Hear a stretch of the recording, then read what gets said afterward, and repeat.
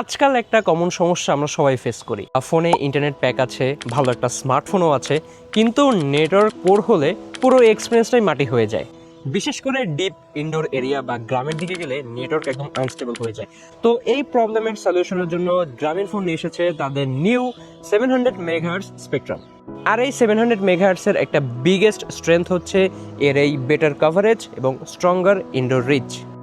এখন যদি খুব সহজভাবে এক্সপ্লেন করি তাহলে আপনি ওয়াইফাই রাউটারের এক্সাম্পলটা নিতে পারেন। যেরকম ওয়াইফাই 5 এবং ওয়াইফাই 6 এর স্পিড কিন্তু বেশ ফাস্ট, কিন্তু সে তুলনায় ওয়াইফাই 4 এর স্পিড কিন্তু এতটা ফাস্ট না। কিন্তু ওয়াইফাই 4 এর যে কভারেজ এরিয়াটা আছে সেটা কিন্তু অনেক ভালো, সেটা অনেক দূর পর্যন্ত ভালো একটা কভারেজ দিতে পারে। তো এই এক্সাম্পলটা আমি কেন দিলাম, কারণ জিপির এই 700 মেগাহার্টজ স্পেকট্রামটাও ঠিক এই ফরম্যাটেই কাজ করে। এটা ইনডোর এরিয়া, রুম বা রুরাল এনভায়রনমেন্টে বেটার রিচ এবং মোর স্টেবল কানেক্টিভিটি দিতে পারে। এটাকে আরো সহজভাবে বললে এই 700 মেগাহার্টজ হলো একটি লো ব্যান্ড স্পেকট্রাম।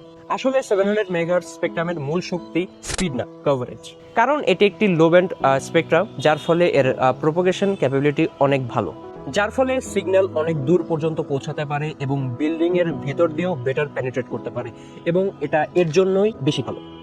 এখন আপনি রিয়েল লাইফ ইউসেজে বেনিফিটটা কিভাবে বুঝবেন? ধরেন আপনি বাসার ভিতরের একটা রুমে আছেন বা কোনো রুরাল এরিয়াতে আছেন, সেখানে নেটওয়ার্কের স্পিড কিন্তু অতটা ভালো না এবং ঠিকমতো ইন্টারনেট ব্রাউজ করা যায় না, বাফারিং শুরু হয়ে যায়। কিন্তু এই 700 মেগাহার্টজ স্পেকট্রামের কারণে নেটওয়ার্কটা আরও স্ট্রং হবে, স্পিডটাও মোর স্টেবল হবে এবং কানেক্টিভিটিটা আরও বেটার হবে।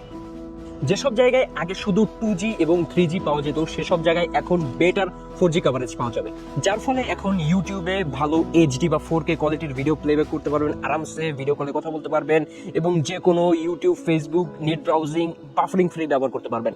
আরেকটা আন্ডাররেটেড বেনিফিট হলো, যদি ফোনের নেটওয়ার্কটা স্টেবল থাকে তাহলে ফোনকে বারবার সিগন্যাল সার্চ করতে হয় না। এর পাশাপাশি জিপি এর এক্সিস্টিং 2600 মেগাহার্টজ এর ব্যান্ডের সাথে নতুন 700 মেগাহার্টজ স্পেকট্রাম যুক্ত হওয়ার কারণে আর নেটওয়ার্কের এক্সপিরিয়েন্স আরো শক্তিশালী হবে।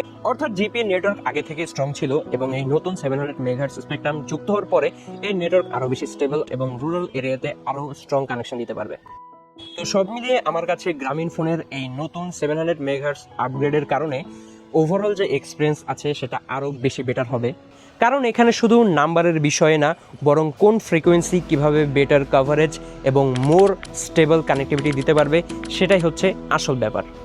So yeah guys, this was all about GP's new 700 MHz Spectrum upgrade, এবং আশা করি ভিডিওটি আপনাদের কাছে বেশ ইনফরমেটিভ লেগেছে এবং ভিডিওটি ভালো লাগলে অবশ্যই লাইক করবেন, কমেন্ট করবেন এবং সাবস্ক্রাইব করতে ভুলবেন না। এবং এরকম টেক রিলেটেড কন্টেন্ট পেতে সাবস্ক্রাইব করুন রাফি গ্যাজেট রিভিউস। আল্লাহ হাফেজ।